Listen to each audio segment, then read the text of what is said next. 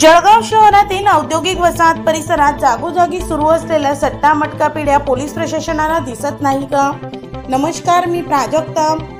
शहरासह औद्योगिक वसाहत परिसरात सट्टा मटक्याचा अवैध व्यवसाय जोरात सुरू असून यामुळे अनेक कुटुंब उद्ध्वस्त होत आहेत। प्रशासनाचे सोयीस्करपणे दुर्लक्ष होत असल्याचे चित्र बघावयास मिळत आहे।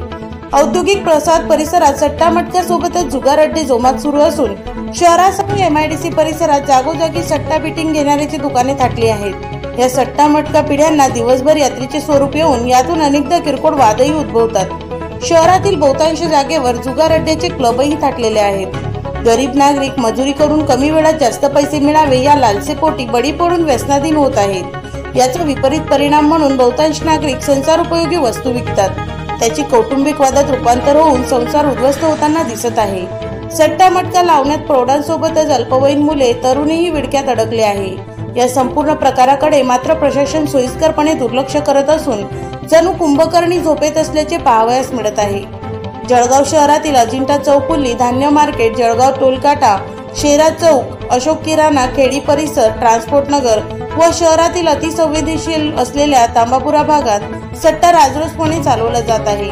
या सट्टा मटका जुगार अड्ड्यावर महिन्याकाठी सेक्शन वसुलीला एका पोलीस हवालदाराची नेमणूक करण्यात आली आहे। मागील काही दिवसापूर्वी औद्योगिक वसाहत परिसरात पोलीस ठाण्यातील एका अवैध सट्टा चालकाने मद्यधुंद अवस्थेत राडा घातला होता। त्यावेळी त्याला पोलिसांकडून बेदम मारहाण करण्यात आली होती। इतकं सगळं घडत असताना देखील अधिकारी वर्ग या वसुली बहादरांना पाठीशी घालत असल्याचे दिसून येत आहे। सट्टा मटका बेटिंग मध्ये ओपन व क्लोज याप्रमाणे आकडे लावले जातात। ओपन मध्ये आकडा लागला तर लालसेपोटी आलेले पैसे परत क्लोज आकड्यात लावले जातात, परंतु विपरीत परिणाम म्हणून क्लोज मध्ये आकडा न लागल्याने मिळालेल्या रकमेलाही अनेक नागरिक गमावून बसतात। व्यसनाधीन हे अघोरी विद्या बुवाबाजीकडे सरसावून कमी अवधीत जास्त पैसे मिळवण्याकडे वळल्याने MIDC परिसरातील सट्टा मटका बंद करण्यात यावा अशी मागणी नागरिकांकडून जोर धरू लागली आहे। अवैध व्यवसाय आणि तो ऑपरेट करणाऱ्यांना नेहमी होत असलेली मारहाण हा एकूण प्रकारच गैरप्रकारात मोडला जातो। एक सट्टापेढी चालक पोलीस स्टेशन मध्ये येऊन धिंगाणा घालतो, या प्रकाराला काय म्हणावे?